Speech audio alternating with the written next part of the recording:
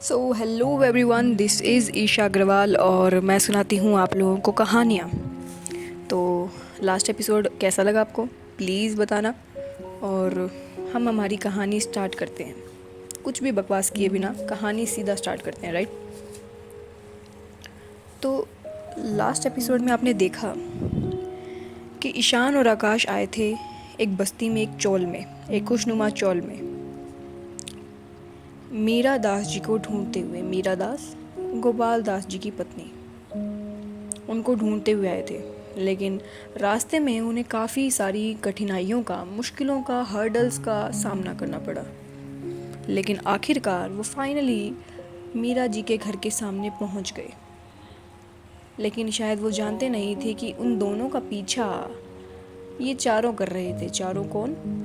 स्वरा, माहिरा, अनन्या और वंश। इन दोनों के पीछे पीछे ही थे। लेकिन पीछे पीछे वो थोड़ा पीछे ज़्यादा रह गए और ईशान और आकाश फाइनली इस घर के सामने पहुंच गए। जब मीरा दास जी को पता चला कि पिक्सल डोमिनेशन से कोई उनके हस्बैंड के बारे में बात करने आया, उनके लेट हस्बैंड के बारे में कोई बात करने आया है, तो न जाने क्यों मीरा जी का गुस्सा झलक पड़ा। मीरा जी गुस्सा आ गई, गुस्सा आ गया उनको, और वो सख्त आंखों के साथ ही और हर्टफुली गेट बंद करने लगी, दरवाज़ा बंद करने लगी।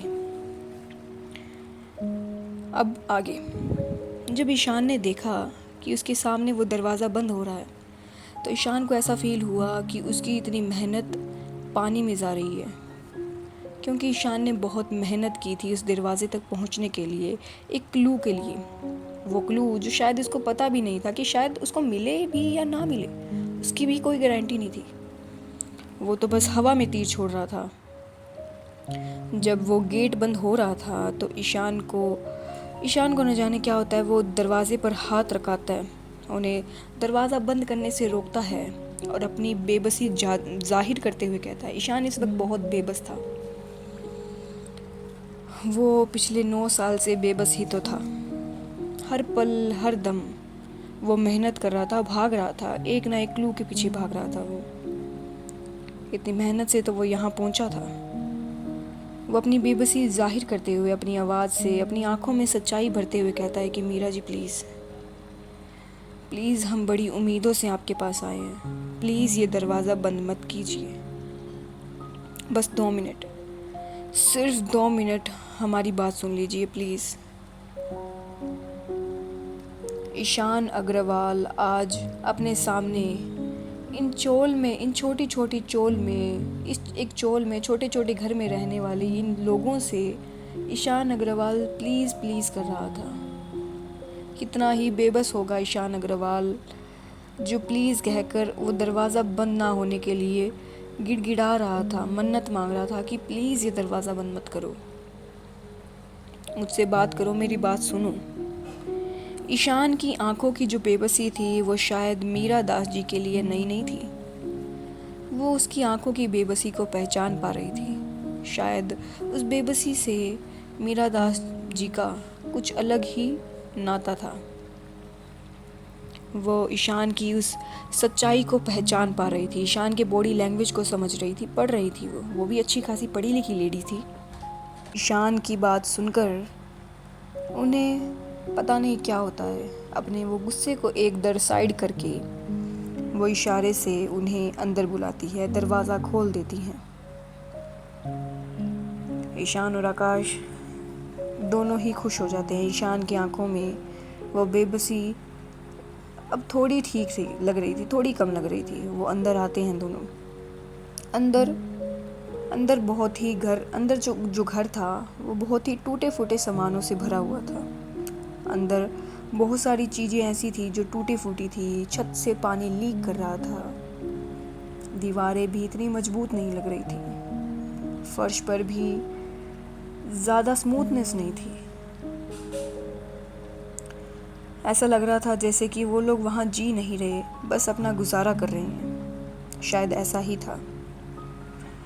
मीरा जी के कहने पर ईशान और आकाश एक सिंगल बेड पर बैठे हैं। वहाँ पर एक सिंगल बेड था, वहाँ पर वो बैठते हैं। उस बेड पर बैठते ही उस ईशान अग्रवाल और आकाश ओबरॉय जो हमेशा मखमली गद्दे पर सोते हैं, हमेशा उनके लिए सॉफ्टनेस हमेशा बरकरार रहती है। उस मजबूत हार्ड गद्दे पर बैठकर उन्हें मीरा दास जी की हालत पता चल जाती है। वो दोनों सिंगल बेड पर बैठते हैं। कुछ ही देर में मीरा दास जी उनके लिए पानी लाती हैं। शायद वो मिनरल वाटर नहीं था, वो टैप वाटर था, लेकिन स्टिल वो पानी देकर मीरा दास जी उनके सामने एक चेयर पर बैठती हैं और कहती हैं कि कहिए, क्या बात करनी है आपको? मेरे बच्चों के आने से पहले आप लोग अपनी बात कीजिए और यहाँ से चले जाइए, जितना जल्दी हो सके उतना जल्दी। आकाश तो शायद पानी नहीं पीता, लेकिन ईशान एक घूंट पानी पीकर ग्लास अपने हाथ में ही रहकर अपनी पकड़ को ग्लास पर मजबूत कर कर अपने शब्दों को आगे निकालता है। वो कहता है कि जी, हम अभी यहाँ से चले जाएंगे, पर क्या आप हमें बता सकती हैं कि गोपाल जी की मौत कैसे हुई? सीधा आते ही उसने ये सवाल कर दिया था, क्योंकि शायद मीरा और ईशान दोनों जानते थे कि अभी फॉर्मेलिटी की कोई बात नहीं है। इन दोनों को कुछ मक्खनबाजी करने की ज़रूरत नहीं है, दोनों को ही टू द पॉइंट बात करनी थी और जल्दी करनी थी। तो ईशान वैसा ही करते हुए टू द पॉइंट सीधा बात करता है गोपाल जी की मौत की। उनका नाम सुनते ही, उस जिक्र का सुनते ही, उस इंसिडेंट का जिक्र सुनते ही मीरा दास जी कुछ देर चुप हो जाती हैं। उनकी आंखें जो सख्त थी, वो बता रही थी कि वो कितनी सख्त लेडी हैं। वो अपने आप ही थोड़ी हर्टफुल लगती हैं, वो थोड़ी सॉफ्ट हो जाती हैं और वो कहती हैं कि मर्डर। उनके इस एक शब्द से ईशान और आकाश की दोनों की आंखें बड़ी हो जाती हैं और अपने आप ही थोड़ी स्ट्रॉन्ग हो जाती हैं, क्योंकि उन्होंने ये तो नहीं सोचा था, शायद सोचा भी था, पर उन्हें ये नहीं लगा था कि उनकी वाइफ को भी ये बात पता है। मीरा जी अपनी बात आगे करती हैं और कहती हैं कि डॉक्टर और दुनिया का कहना था कि उनकी मौत हार्ट अटैक की वजह से हुई है, लेकिन मैं जानती हूँ कि वो एक मर्डर था, एक सोचा समझा प्लान, एक बहुत ही घातक मर्डर, जिसका कातिल शायद आज भी खुलेआम बाहर घूम रहा है। ये बातें करते हुए मीरा जी की आवाज़ अपने आप ही लड़खड़ा रही थी। उनकी आंखें सख्त तो थी, लेकिन सख्त के साथ साथ उन आंखों में पानी भी भर रहा था। शायद वो पुरानी बातें याद कर कर अपने आप ही वो नल चालू हो जाता है ना, वैसा। ईशान भी अपने आप को कंपोज करते हुए अपनी बात कहता है कि आपको ऐसा क्यों लगता है? क्या आपको किसी पर शक है? ईशान की ये बात सुनकर मीरा जी कहती हैं, शक तो मुझे पूरी दुनिया पर है जो मेरे गोपाल के मर्डर को एक्सीडेंट बताने पर तुला हुआ है। अपने हस्बैंड, अपने गोपाल को याद कर कर मीरा जी की आंखें भर रही थी। ये कहकर वो 2 मिनट के गैप लेती हैं, फिर साइड में अपने बच्चों की पिक्चर देखती हैं। उनका ऐसे करने पर ईशान भी उस तरफ देखता है, तो उस पिक्चर को देखता है। फिर मीरा जी अपनी बात आगे करते हुए कहती हैं कि 20 साल पहले गोपाल और मेरी ज़िंदगी में शादी के 6 साल बाद खुशियाँ आई। फाइनली हमारे घर में खुशियाँ आने वाली थी। शादी के 6 साल बाद सब बहुत खुश थे, बहुत ज़्यादा खुश थे सब। पूरे परिवार में मिठाइयाँ बन रही थी। गोपाल तो ऐसे हो गए थे जैसे हवा में उड़ रहे हों। उनके तो पाँव जैसे ज़मीन पर उतर ही नहीं रहे थे। हर तरफ खुशियाँ ही खुशियाँ थी।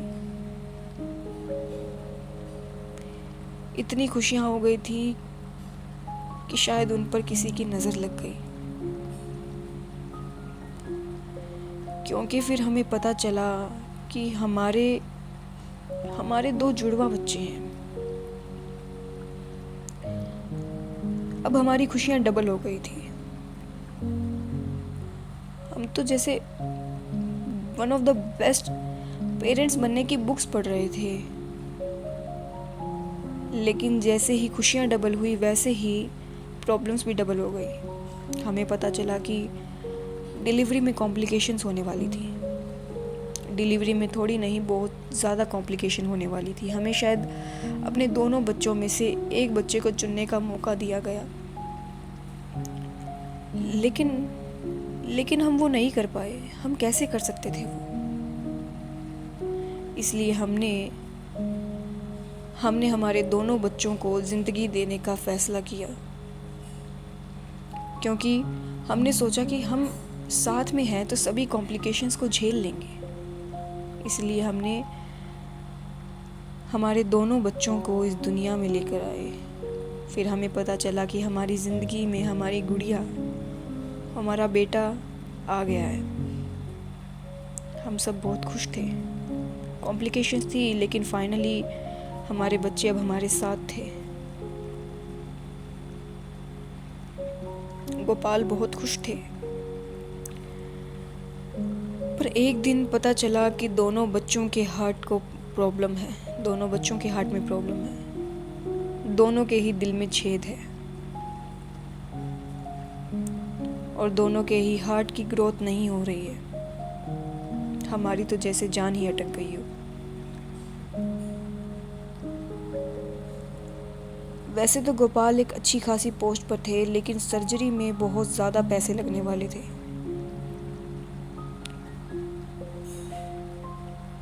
हम तो अपना सब कुछ दांव पर लगाने के लिए तैयार थे, लेकिन हमारे पास ऐसा नहीं था, ऐसा कुछ नहीं था, क्योंकि सर्जरी में बहुत ज़्यादा पैसे लगने थे और इसी वजह से गोपाल टेंशन में रहने लगे। दोस्तों ने, रिश्तेदारों ने, सब ने अपना मुंह फेर लिया। जो उस पल पहले हमारी खुशियों में शामिल थे, हमारी मुसीबत में हमें अकेला छोड़ दिया। सब ने पैसा देने से मना कर दिया। गोपाल अपना ज़्यादातर समय ऑफिस में बिताने लगे।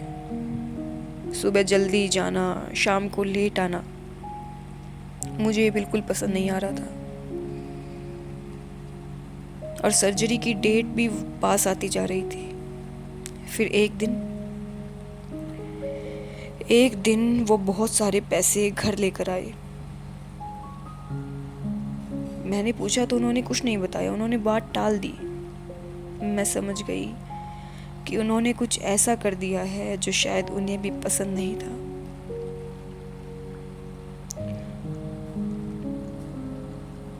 उन पैसों से हमारे बच्चे तो बच गए, वो सर्जरी हो गई, लेकिन हमारे घर की शांति, वो शांति शायद कभी नहीं बच पाई।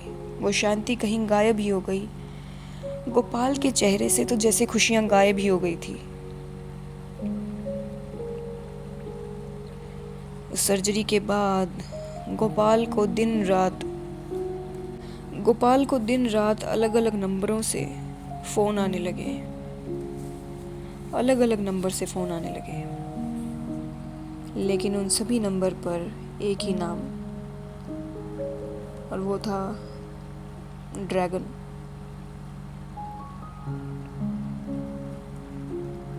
गोपाल टेंशन में रहने लगे। एक दिन मैंने उन्हें फ़ोन पर बात करते हुए सुना। वो शायद किसी शेयर्स या फंड्स की बात कर रहे थे। मैंने ज़्यादा तो नहीं सुना, लेकिन वह ज़रूर इन्हीं चीज़ों के बारे में बात कर रहे थे। 2 दिन बाद ही उन्होंने कंपनी से रिज़ाइन कर दिया। अचानक, बिना किसी से बताए कंपनी से रिज़ाइन कर दिया उन्होंने। और रिज़ाइन के कुछ ही दिन बाद जब वो घर से बाहर निकले तो कभी वापस आए ही नहीं।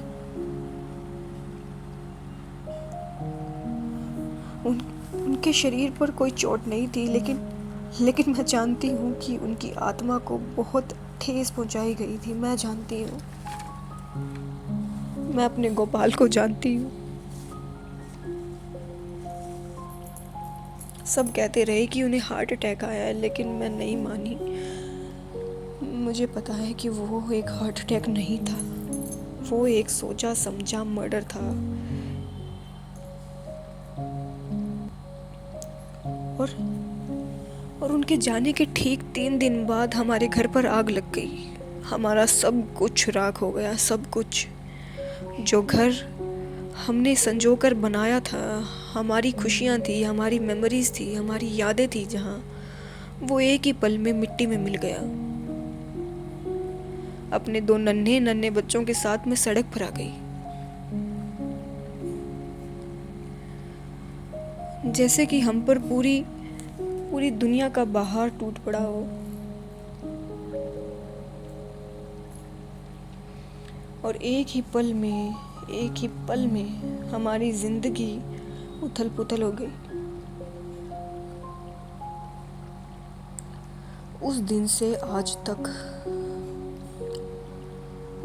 आज तक मैं बस यही दुआ करती हूँ कि जिसकी वजह से ये सब हुआ है, भगवान उसे कड़ी से कड़ी सज़ा दे, उसे मौत से भी बदतर सज़ा दे। जितना दर्द मैंने, मेरे बच्चों ने और मेरे गोपाल ने सहा है, उससे 10 गुना ज़्यादा दर्द वो सहे।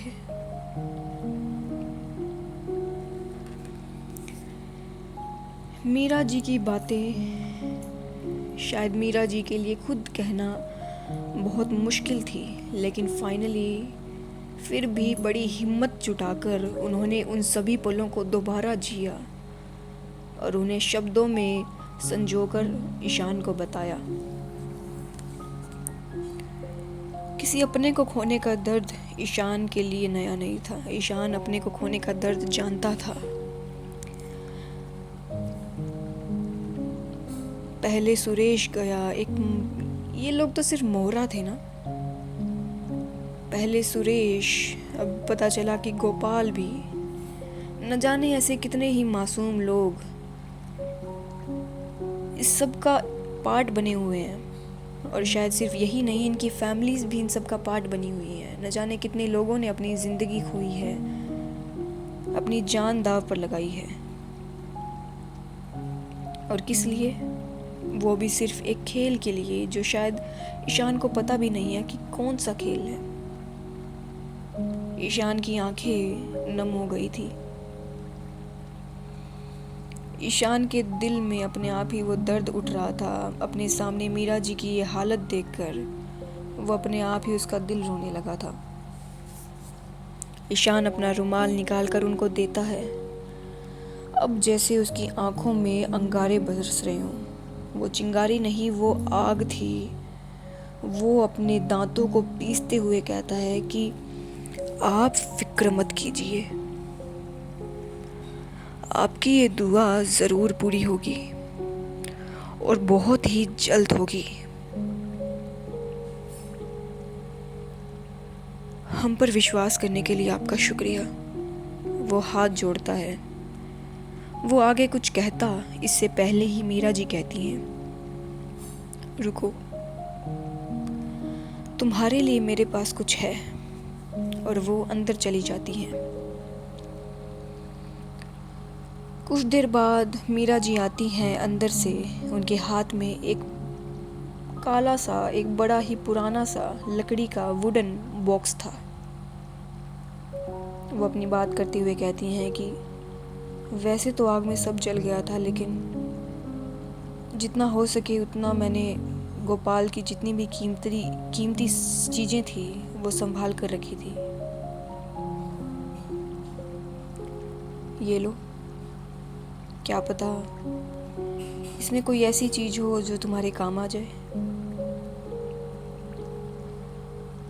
ईशान उस बक्से को बड़े ही गौर से देख रहा था। बड़े ही कांपते हाथों से वो उस बक्से को लेता है, उसे खोलता है। उसमें कुछ ढूंढने के बाद उसके हाथ में लगते हैं कुछ डॉक्यूमेंट्स।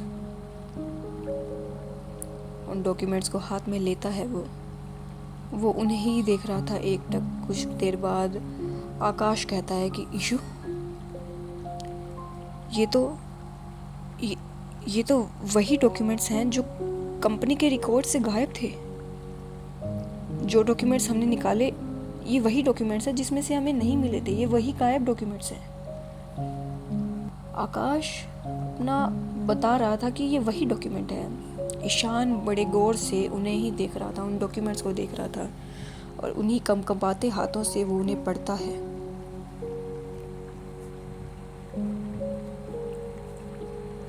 पूरा पढ़ने के बाद ईशान अब खेल समझ रहा था कि यहाँ क्या हुआ था, 20 साल पहले क्या क्या हो रहा था। शायद पूरा तो नहीं, पर वो कुछ कुछ समझ रहा था। अब शायद वो एक बम की तरह ब्लास्ट हो जाए, इतना गुस्सा उसमें भर गया था, इतना फ्रस्ट्रेशन उसमें भर गया था।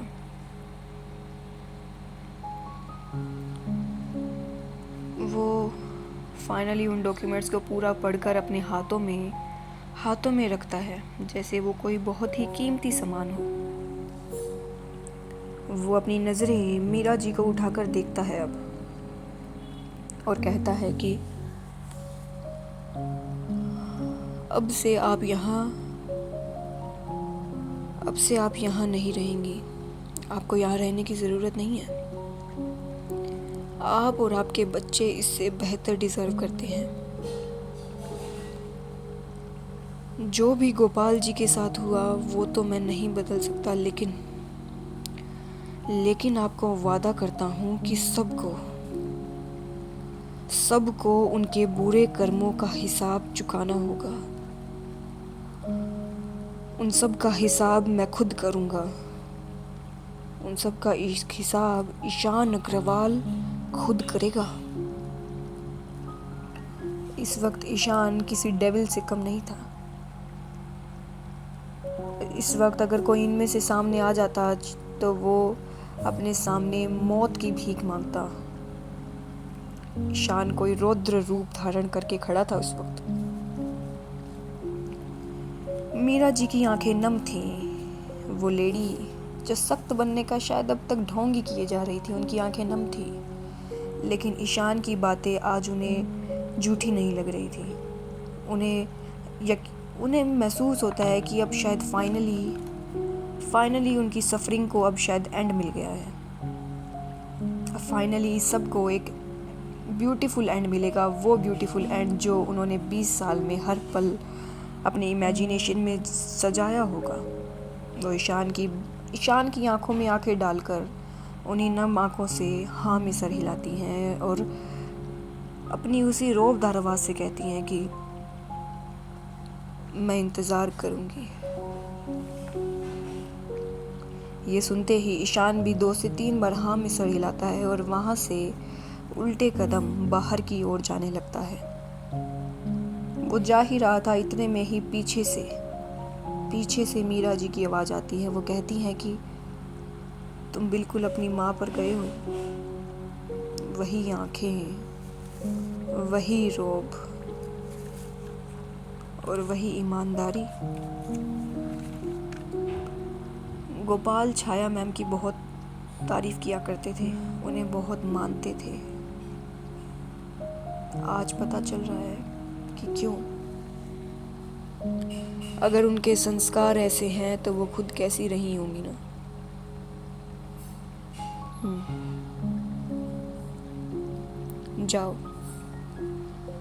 जाओ बेटा, एक माँ का आशीर्वाद है तुम्हें, तुम ज़रूर कामयाब होगे।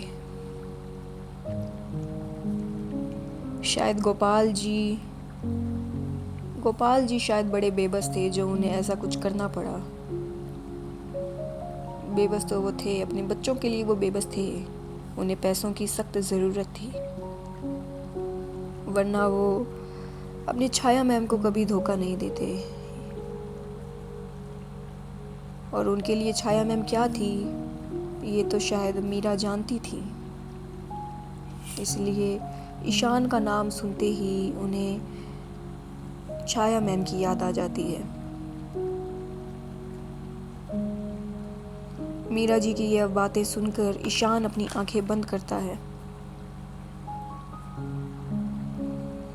अपनी मोम का जिक्र सुनते ही ईशान के अंदर एक अलग ही किस्म का जज्बा भर जाता है, एक अलग ही किस्म की होड़ भर जाती है कि अब उसे बहुत जल्द करना होगा, ये सब चीज़ें जल्दी करनी होगी। और अब तो शायद उसके पास एक माँ का आशीर्वाद भी था, इसलिए वो जोश भरकर बिना पीछे मुड़े वहाँ से बाहर निकल जाता है। अपने हाथ में वो डॉक्यूमेंट्स लिए, जैसे उसका एक बहुत ही कीमती हिस्सा हो। वो आगे बढ़ रहा था। कुछ दूर आगे आने पर ईशान के कदम अपने आप ही रुक जाते हैं। सामने का नज़ारा देखकर वो अपने आप ही दंग रह जाता है। उसके पीछे पीछे आ रहा आकाश भी चुप हो जाता है। उन दोनों की आंखें बड़ी हो गई थी, दोनों के कदम रुक गए थे, क्योंकि सामने उनकी लाइफ के 4 इम्पोर्टेंट इंसान, स्वरा, माहिरा, अनन्या और वंश, वो चारों थे। लेकिन उन चारों की आंखों में थोड़ा डर था, क्योंकि वो चारों अकेले नहीं थे। वो चारों थे गन पॉइंट पर। उन चारों को गन पॉइंट पर लिया था बॉडीगार्ड जैसे दिखने वाले ब्लैक कपड़ों में कुछ हट्टे कट्टे आदमी। वो आदमी कुछ 5 से 6 आदमी थे, और उन्होंने सबने इन चारों को गन पॉइंट पर लिया हुआ था।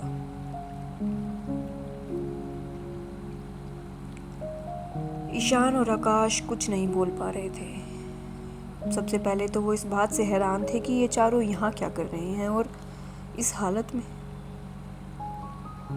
उनकी दिल की धड़कनें बढ़ जाती हैं।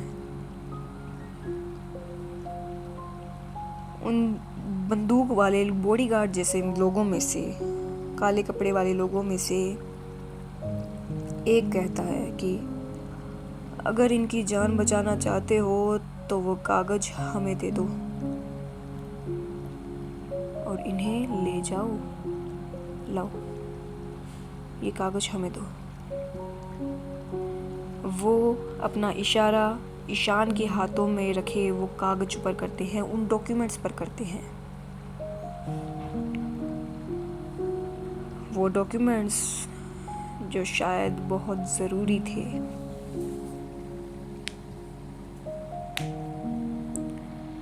अब आगे क्या होता है ये तो हम देखेंगे हमारे नेक्स्ट एपिसोड में। कहानी जानने के लिए बने रहिए कहानी पर। Stay tuned, do let me know कहानी कैसी लग रही है। आपको क्या लगता है कि आगे क्या होगा? ये सब यहाँ गन पॉइंट पर है, आपको क्या लगता है कि क्या होगा, है ना? ईशान क्या डॉक्यूमेंट्स दे देगा या फिर वो डॉक्यूमेंट्स नहीं देगा?